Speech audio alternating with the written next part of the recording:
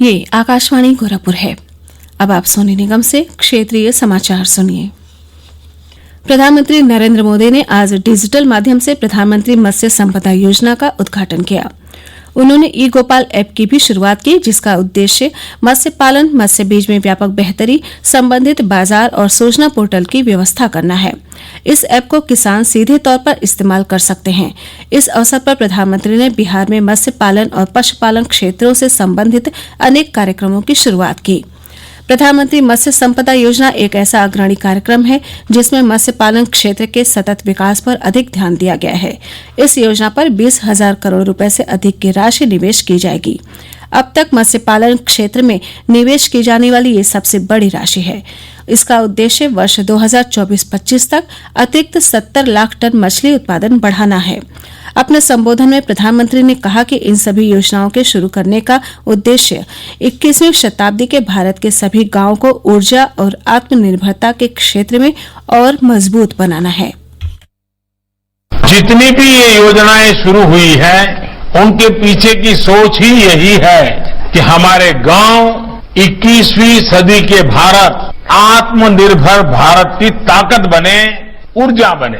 कोशिश ये है कि अब इस सदी में ब्लू रिवॉल्यूशन यानी मछली पालन से जुड़े काम, व्हाइट रिवॉल्यूशन यानी डेयरी से जुड़े काम, स्वीट रिवॉल्यूशन यानी शहद उत्पादन से जुड़े काम हमारे गांवों को और समृद्ध और सशक्त करें। प्रधानमंत्री ने कहा कि आज प्रधानमंत्री मत्स्य संपदा योजना देश के 21 राज्यों में शुरू की जा रही है। उन्होंने कहा कि प्रधानमंत्री किसान सम्मान निधि योजना के अंतर्गत राशि सीधे तौर पर देश के 10 करोड़ से अधिक किसानों के बैंकों में जमा कर दी जाएगी। प्रधानमंत्री ने कहा कि ई गोपाल ऐप एक डिजिटल माध्यम होगा जिससे मवेशी मालिक आधुनिक मवेशियों का चुनाव कर सकेंगे। इस ऐप से मवेशी मालिकों को उत्पादकता, स्वास्थ्य और चारा से संबंधित सभी सूचनाएं उपलब्ध होंगी। श्री मोदी ने लोगों से अपील की कि वे कोरोना महामारी के दौरान सावधानी के सभी उपाय करें।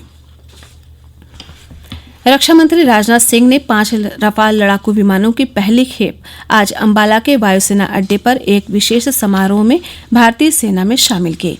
इस अवसर पर परंपरागत सर्वधर्म पूजा की गई। इस दौरान फ्रांस की मंत्री फ्लोरेंस पार्ले भी उपस्थित थीं। उन्होंने रफाल, SU-30 और जगुआर विमानों का प्रदर्शन देखा। इस अवसर पर रक्षा मंत्री राजनाथ सिंह ने कहा कि रफाल सौदा देश की सुरक्षा के लिए महत्वपूर्ण साबित होगा। रेल मंत्रालय ने शनिवार से कुछ मार्गों पर निर्धारित समय सारणी के अनुरूप 40 जोड़ी रेलगाड़ियां चलाने का फैसला किया है। इस समय 16 विशेष रेलगाड़ियां विजयवाड़ा डिवीजन से गुजर रही हैं। यात्री रेल सेवाओं की आंशिक रूप से बहाली के तहत मौजूदा श्रमिक स्पेशल और विशेष वातानुकूलित रेलगाड़ियों के अलावा 8 और रेलगाड़ियां इस मार्ग पर चलेंगी। इन रेलगाड़ियों की बुकिंग आज से शुरू हो गई है। ये रेलगाड़ियां पूरी तरह आरक्षित होंगी। कोविड-19 के मद्देनजर यात्रियों के बीच सुरक्षित दूरी बनाए रखने और अन्य सभी एहतियाती उपाय किए जाएंगे। यात्रियों से अनुरोध किया गया है कि वे आरक्षण काउंटर पर भीड़भाड़ से बचने के लिए ऑनलाइन टिकट बुकिंग का लाभ उठाएं। देश में कोविड-19 से स्वस्थ होने वालों की दर 77.74% तक पहुंच गई है। पिछले 24 घंटों के दौरान 72,939 से अधिक लोग ठीक हो चुके हैं। केंद्रीय स्वास्थ्य मंत्रालय ने बताया है कि 34,71,783 मरीज स्वस्थ हुए हैं।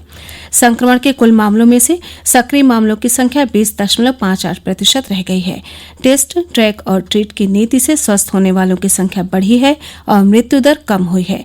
वर्तमान में मृत्यु दर 1.68% पर आ गई है। आकाशवाणी का समाचार सेवा प्रभाग आज अपने फोन इन कार्यक्रम में कोविड-19 पर विशेष परिचर्चा प्रसारित करेगा।